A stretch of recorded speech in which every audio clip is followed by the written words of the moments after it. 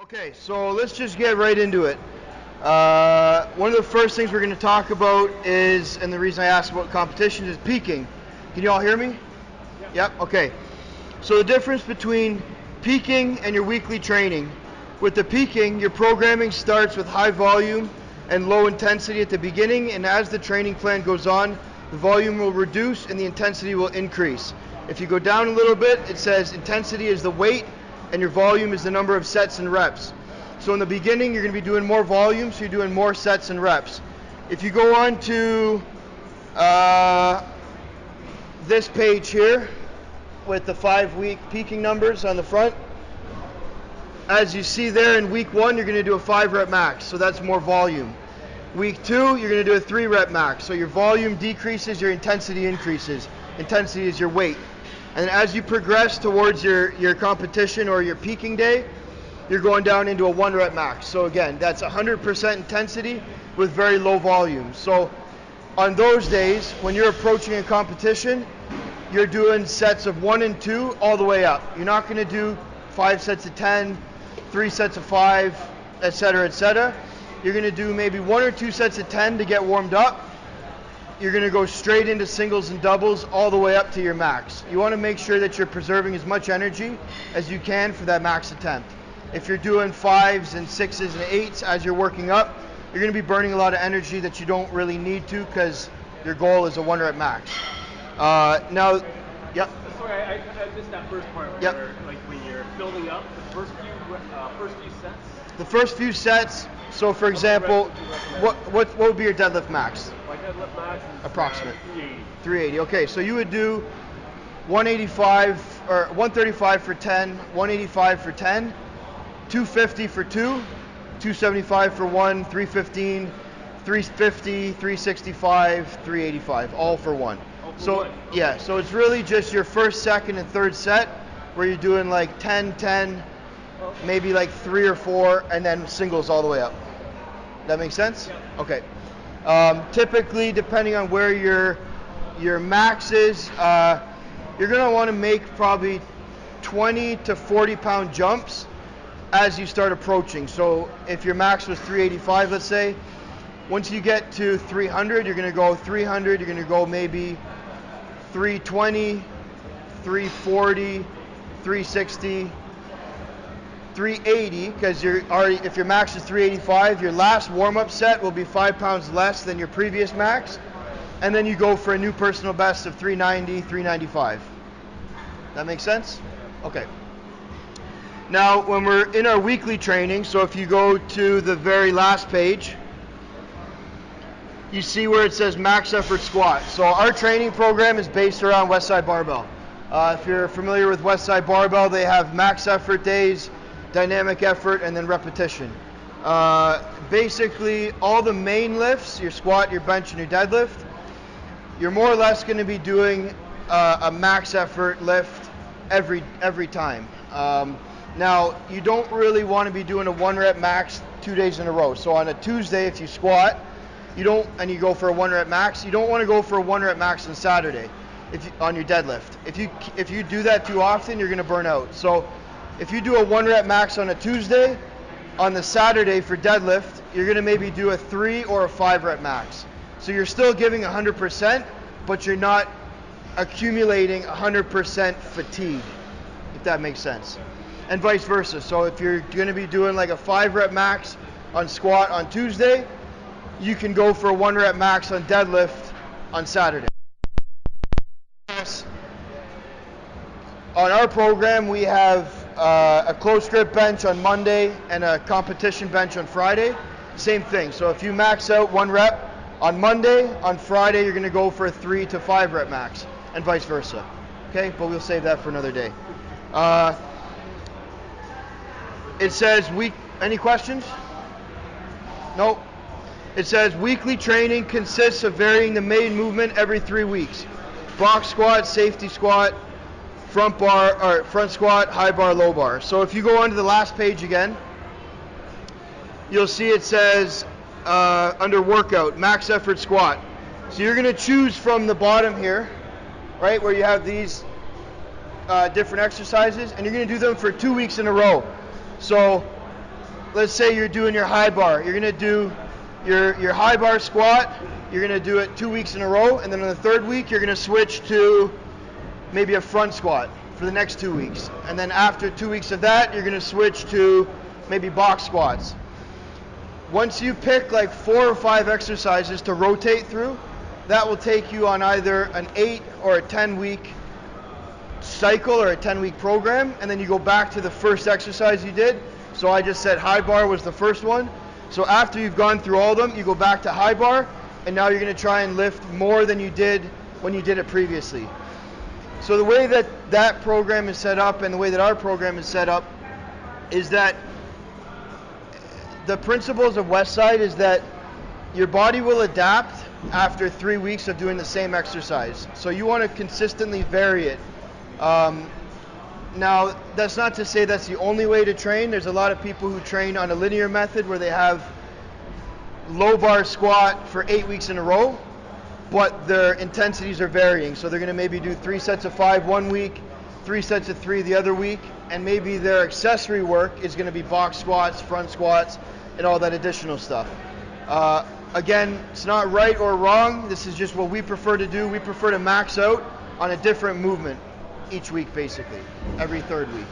Okay? I spent time at Westside Barbell. I worked in the States as an intern, not at Westside, but I got to train there, and I learned a lot of their principles. The guy that I learned from was, at the time, a world record holder bench presser. And he basically explained to me the program in person, took me through it, made me write out my own templates, and this was when I was 19, so 10 years ago. And I've been using the same program basically ever since. Like, obviously there's times where you go into different programs, you want to try and add some muscle mass, so you're going to be doing more of a bodybuilding program. Maybe you're trying to move up a weight class, so you want to, again, build muscle. When you're trying to build muscle, you need a lot of repetitions. So maybe for like 3 or 4 months, so either 12 or 16 weeks, you're going to follow a bodybuilding program. But every time that I've gone on a strength program, I go on to our program, or the Westside method.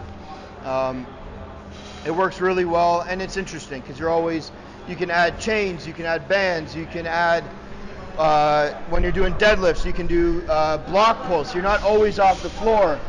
You're doing a lot of rack pulls. So rack pulls from the mid shin with bands. It's very interesting. It's a great program that you'll never really get bored of. I think that's where a lot of people go wrong in the long term of lifting, is like you get bored of your program, you get sick of it, you're doing the same shit every week. This keeps it kind of fresh, right? Every third week you're looking forward to something new. We've already got, any questions about anything? No? Did I miss anything? No? Okay. Miss anything? No? Garrett's a bodybuilder, so for him, his training would be a lot of volume. So what would like a normal squat day look like for you as a bodybuilder? I would probably do 5 to 7 sets. My first set would be about maybe 20 to 25 reps, and I would slowly go down. So maybe I do a set of 25, set of 20, set of 15, 12, 10, 8, and every single set I could do it a lot more weight.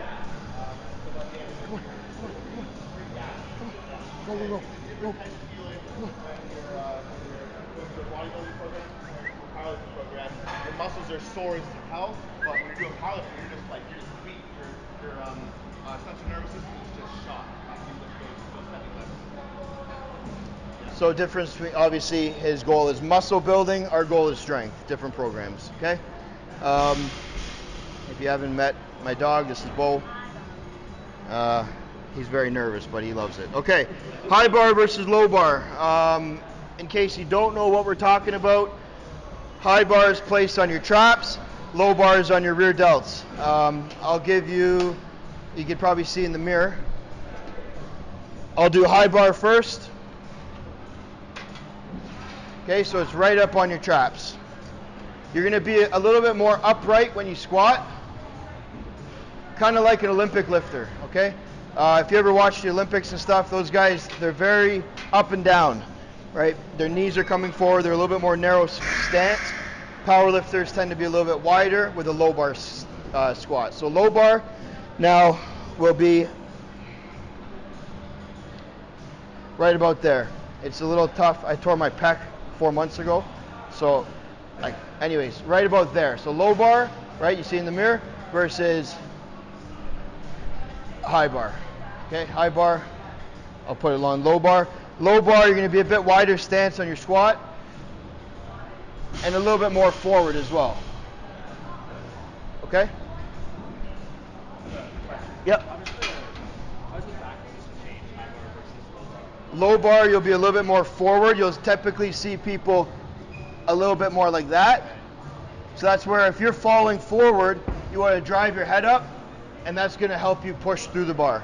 High bar, your elbows are a little bit more under, and you're a little bit more upright. Right, exactly. There's a picture I included.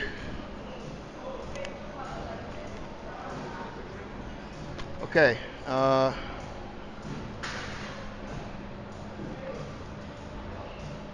Okay. Anyways, I had another copy that I had printed out. Anyways, it was just showing low bar versus high bar, and the different stances, wide stance, narrow stance, all that. Yep. Yes. So if you see again, when it goes into rotating the movement every 3 weeks, one movement is high bar, one movement is low bar. So you're using them as different as variations. Okay. For myself personally, I've always been more of a hamstring, so posterior dominant. I squat better wide. I deadlift sumo, and when I narrow stance squat with high bar, I'm significantly less. It's probably 80 pounds less on a high bar squat for me than it is for my low bar. Okay? And So I'm the opposite. I'm the total opposite where I'm a lot of quads. My back is super strong in the lower end there. So I find that when I squat, I'm super straight up, and I use a lot more quads to get me up. Any questions? No? Good. So based on, and this is what we'll get into today once we start lifting, is trying to assess your strengths, your body type, your limb length, your leverages and all that to figure out what's going to be your strongest position. Usually for a taller guy, you'll be better on a wide stance. Shorter guys or more stocky guys, you're going to be better on a narrow stance. Okay, so we'll go through all that today once we start lifting. We're going to talk for about a half hour probably, and then lift for about an hour. Okay, so that's where we get into biomechanics. Based on your body, your height, your limb length, your muscle mass, and your weight proportions. If you got a big belly, you're going to excel in the squat, but you're going to be held back in the deadlift. When you think about having like a beach ball, you come down, the beach ball is compressing onto your legs, and it's going to help you out of the hole, right? Whereas deadlift, it's going to be a little bit tough and uncomfortable to get down to it, so it's going to hinder you. Again, based on your individual body type, you're going to be better at certain things than others. And if you got a big belly and you're trying to do conventional, well, that's going to be a pretty brutal position for you. So you're going to probably want to be in a sumo. It's going to be slightly more comfortable. Okay.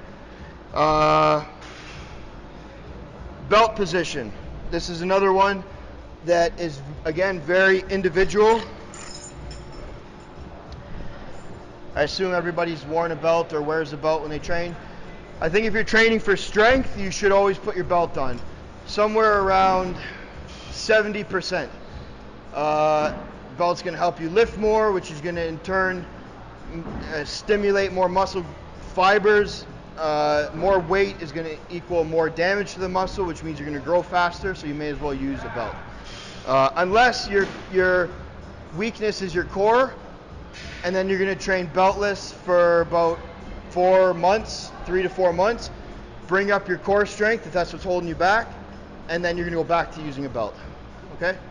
Belt position, it should be at the lowest, right above your hip, the top of your hip. So if you feel your hip, there's kind of a soft spot between your ribs and your hip. That's going to be generally where most people are going to put them. Squat, you're going to put it a little bit tighter than you would for deadlift. I find that when people deadlift with a belt too tight, you're going to end up rounding your back because you can't actually engage your core properly. But squat, because the weight's on top of you, it's okay to have your belt really tight, right? So that's kind of a good position. Now, some people prefer to put them higher up, where it's actually holding a bit of your rib cage, okay?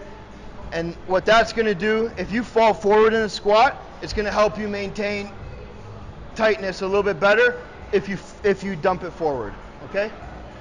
So again, that's going to be individual. Some people prefer lower, some people prefer higher. I personally prefer a higher belt position. Any questions? Let me have a quick sip of water here. Anything about that? No? Okay. You wear a belt for bodybuilding? I do. Yep. I usually use about that. It's the same. Once I get up to about 70% of my max, I'll throw on that. Okay. Speed on descent. Again, that's going to be very individual. If you have good control and you kind of bounce out of the hole, you're going to want to squat faster. If you're somebody who's squatting wide and you need a lot of control, kind of like that, so a wider stance and then come up, you're going to be a bit slower. I'll show the two variations here. I'm going to do it on a high bar, but again, it really doesn't matter. Okay, so this is going to be a fast descent.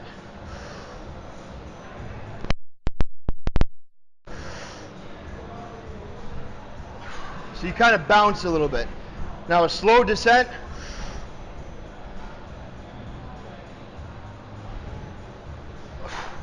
You're still trying to explode out the bottom, but you're controlling on the way down. Again, try both. See what you like best. What do you prefer? I do a kind of middle range. I want to keep constant tension on my muscles when I'm trying to train and build muscles, so I go a little bit of a mix of both. Yep. Yep. Because my pec. It is personal preference, but for me that's the most comfortable for right now anyways.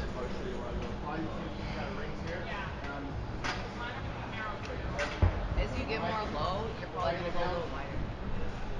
I'm going up. And I usually don't stop. That's very tough. When I'm doing reps, I'm going up and down.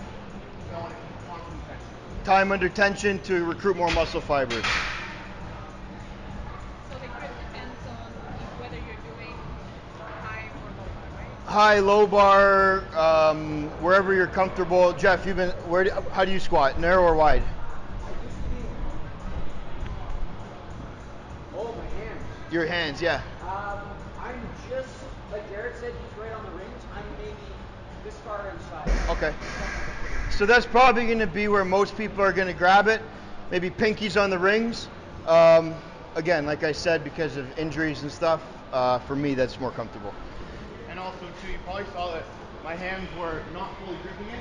Usually, before I squat, I want to stretch out chest because right now I'm a little bit tight there. So usually I would stretch chest and then I can get a full grip on that bar. You don't want to be hanging on like that, okay? Yep.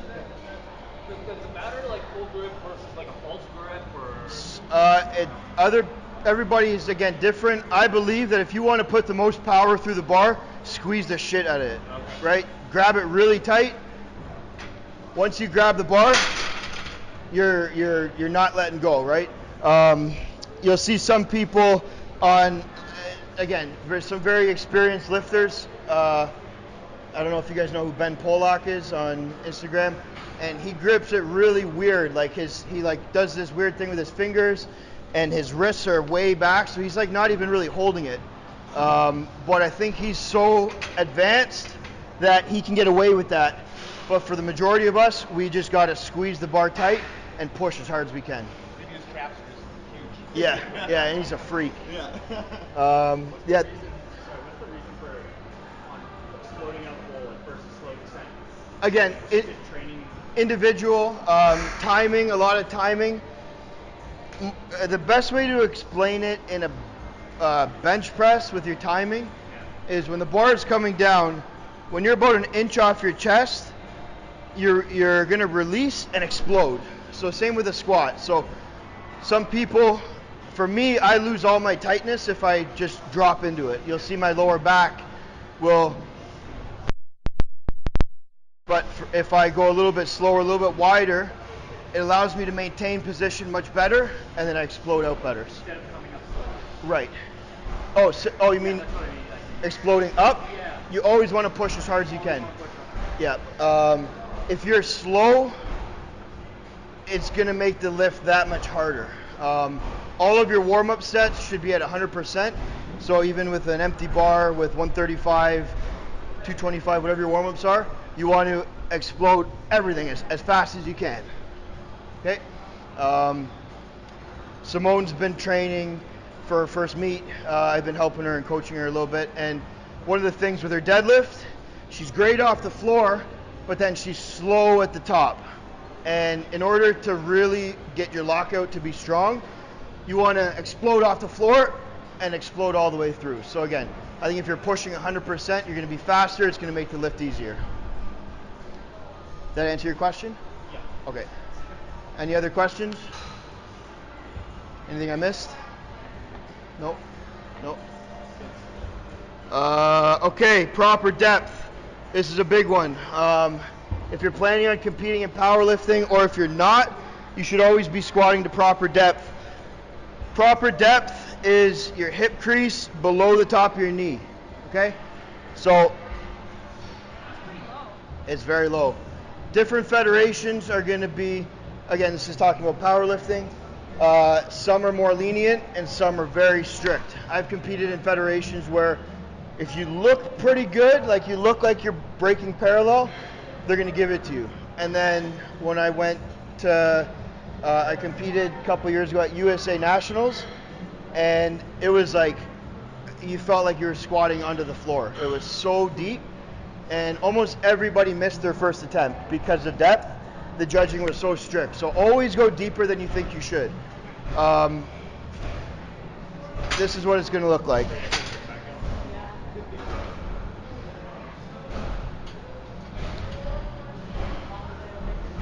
So this is going to be parallel. That's not going to pass.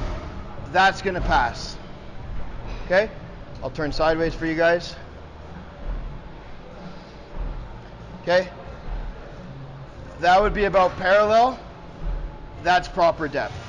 It's that last 2 inches that people really will miss. So again, if you're somebody who, if your knees come forward, that's going to make you have to squat deeper, because now your knees are going a little bit lower and you're going to have to really squat down to get that, right? So it's in your best interest to spread your knees, let your knees go out the sides, up strong. Okay? I'll show you one more time from the side there. Okay? Sitting back, knees are going out. Up. All right? The best way to know your depth is set up a camera on the side and film yourself every set. Well, be critical. If you think you're on the edge, go deeper. Okay? For most federations, yes. That's proper depth. Like I said, some will give it to you at parallel, but most will make you go below parallel. Any questions?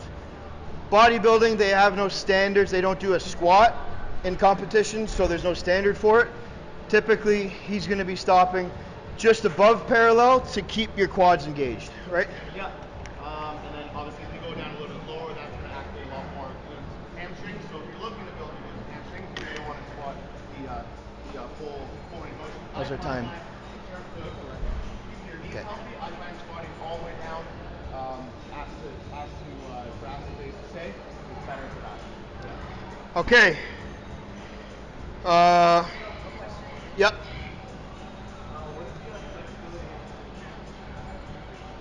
Keep training it and working on your flexibility. I personally believe that the best way to get more flexible or get more mobility for a lift is to continue to do the lift. If you're really tight through your lower back and hamstrings, not necessarily stretching, but foam rolling. Foam rolling will help break up the muscle fibers, break up scar tissue, and help you have lean, healthy muscles. But like I said, doing the lift, in my opinion, is going to be the best way to get better at mobility for that lift. Okay? Any other questions? No? Okay. Stance variations we already talked about. Wide stance is very glute, hamstrings, and posterior dominant. Narrow stance is very quad dominant. Olympic lifters, bodybuilders, for example. And training for specific goals at specific times.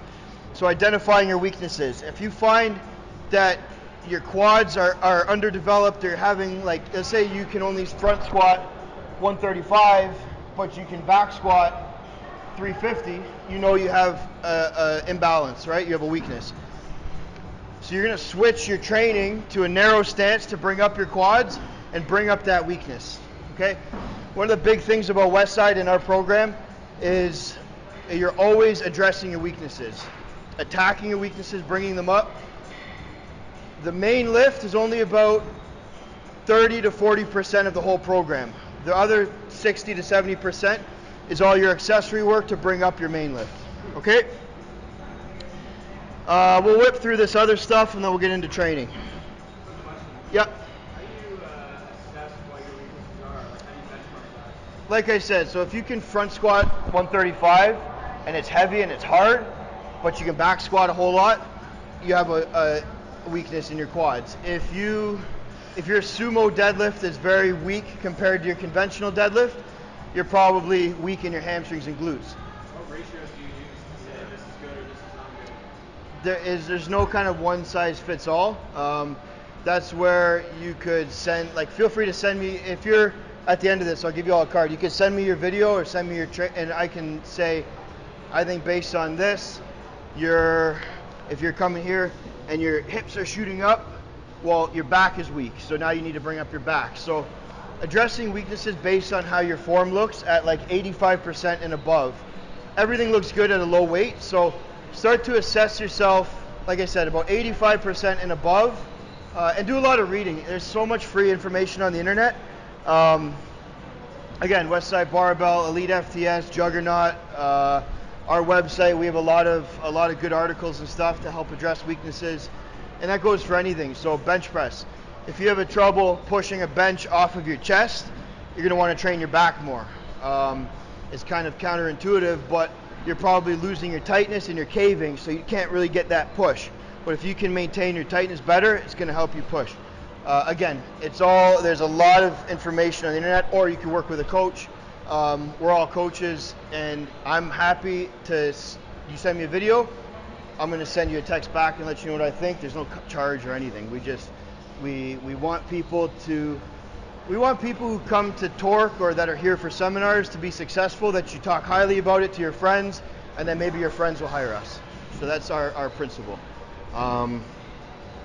Okay, any other questions? Weaknesses?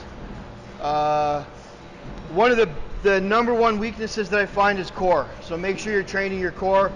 Heavy weighted sit-ups, you're doing kneeling, like with a cable machine, you're doing kneeling crunches and weighted planks. That's going to be the number one way to bring up your core for the squat specifically. Yep. Knees caving in, that would probably be something to do with your glutes, which also has to do with hamstrings, back. Again, that could be if you're very like if your arches are very collapsed and you're squatting like that, you want to try and keep the weight on the outsides of your feet. So there could be a million things, but more often than not, it's weak glutes. Anything else? Okay, we'll get into knee wraps and sleeves real quick. I'll pass around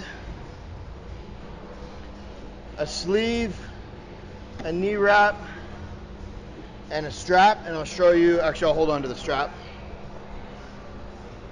So here, keep these wraps together. So there's two different types of wraps. Some that will, and here's a sleeve, you can pass that around. So with the knee wraps, these ones are going to give you, if you're somebody who likes to drop into the bottom and get that rebound, these ones have a lot of rebound. These ones are a lot stiffer, so if you're a slow squatter, these ones are going to give you more it's like a cast almost. It's like they call it a cast-like feel, whereas that one's more, I guess, springy, stretchy, whatever. Yeah, so feel the different material, pass those around. Again, if you come to a gym like this, we have all this stuff for free to try to figure out what's best for you. But generally, the blue ones are typically what I see that people like the best. They're made by Titan. Both those wraps are made by Titan. But generally, if you're looking to buy one pair of wraps, you could get those blue ones and they would be good for your training. When it comes to wrapping your knees, you'll see I said there, always wrap out. When we talk about that, it means always wrapping out that way because it's going to help you keep your knees out when you squat. It's not a huge difference, but it's going to pull your muscle. So if you wrap inwards, it's going to pull your muscle in, which is going to make your knees cave in potentially, okay? So you always wrap out. Different styles of wrapping. The most basic will be starting at the bottom and working your way up, okay? Start there. So that's just below your kneecap, right?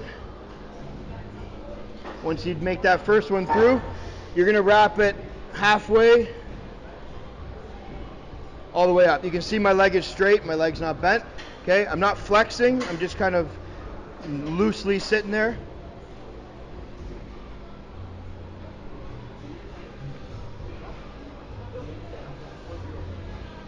Yeah, you can write on those. Those are yours to take. So now when you get here, if you didn't do it really tight, you can fit your hand under and slip it through. If you did it very tight, this is where you're going to want to grab a strap. I'm not sure if I put that in there. Finish with the strap. So this is just something to make your life a little easier if you're doing knee wraps. You put that through on your last one. Put that through there. And it comes right through. Okay? So that's going to be that's not a very tight wrap, but it's going to give you a lot of rebound out the bottom, okay? If you have knee problems, if you have any sort of knee injuries and stuff, or if you just want to generally squat a lot more, you're going to wear knee wraps. It's more for advanced lifters. I'd say if you're just starting, continue to train raw or with the knee sleeves, and then progress to knee wraps. Yeah, raw, and then sleeves, and then knee wraps. Knee wraps are going to give you anywhere between 30 and 100 pounds on your squat, depending how tight you do them, and depending on how advanced you are. Okay? And then when you do your lift, it's really tight, so my leg's already going numb. And then after your set, you just take them off. Okay? Shouldn't be something like a knee sleeve where you're wearing. Right, you take these off every time, yeah. And if you want, after we're done chatting and we start lifting, I can wrap your knees, you get a feel for them, and get a feel for how it should feel. Okay. Raised heels versus flat shoes. Flat shoes are these ones. These are Asics Matte Flex, they're like wrestling shoes. Another type of flat shoe would be a Chuck Taylor. You guys got them on. All the power lifters got them on. CrossFit shoes are pretty flat. Now, they don't provide as much support in the ankle, right? So I would suggest something like this over something like that. You got lifting shoes. Those are great. You don't want to have any sort of shoe that's going to have a foam base, right? Once you load 300 pounds on your back or whatever, 200 pounds, you're not going to be as stable, okay? The other type of shoe is a lifting shoe. We'll pass those around. I even like barefoot. Or barefoot. We don't allow barefoot here. You can wear your socks, but typically we would prefer to have like a flat shoe where you can get support too. The difference between the raised heel versus the flat, the raised heel is going to be more quad dominant. Again, they're called Olympic lifting shoes. You see those Olympic lifters doing the snatch, the clean and jerk and all that, and their quads are huge. That's going to be better for people who are quad dominant. If you're hamstring dominant or posterior, you're going to be better with flat shoes. Okay? From there, we're going to talk about just training and the warm-ups real quick, and then what you should do when you go through the squat, and then we'll get into everything else in the actual lifting, okay? So your warm-up is going to be used to determine your intensity for the day. So that's not when you're peaking, that's just in your general weekly training, okay? See, it says incept in the case of peaking. When you're peaking, you got to hit whatever number's on there, no matter how you feel. When you're training just throughout the year and your weekly training, for example, Olga, today she came in and she was sore as hell from the week, but she's peaking, so she had to hit her numbers. Now, typically, if it was throughout the year, she came in, she was like beat up, like could barely move, we would maybe do a little bit less weight and more repetitions. And that's where, again, like I said, the warm-up is used to determine your intensity. You might walk in, like I know guys who are very, very good lifters who have hit squat PBs when they're hungover. They woke up and like, holy fuck, I feel like shit, like I won't be able to lift. And they get under it and their senses are so off that they couldn't really feel how heavy the weight felt, and they ended up hitting a personal best that day. So again, just because of how you feel doesn't really determine how your workout's going to go. You could feel great, but you could have accumulated so much fatigue and have a terrible workout. So once you start warming up, you do 135, 185, 225, whatever, you'll get a feel. You're like, okay, the weight's moving really well. I feel like shit, but it's moving good. I'm going to try something heavy today. Or you feel good, you come in, you unrack it, 135 feels like 500, and you know that you're not going to have a good heavy day, but you can still get a good workout just at a lower weight. Okay, any questions? So always use your warm-ups to determine your intensity for that day.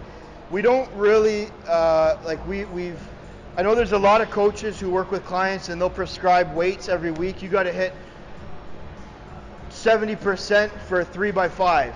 But you walk in and you're like, man, I feel like Superman. I want to max out. If you were my client, I would say max out. But there's a lot of coaches who will keep you on their program. But I feel like I realize everybody's got a life. Everybody's got priorities in their life, family, jobs, whatever, things to do. And you can't always stick to your program when you have life going on. So sometimes you got to adapt the program based on how you feel and do what you feel on that day. Make sense? I'm always like not sure how much warm-up I should do. Yep. Both in a peak session or in a typical like season. Yep. I don't know if I should be doing like no weights, 3 to 4 warm-up sets. Okay. And that will come with time.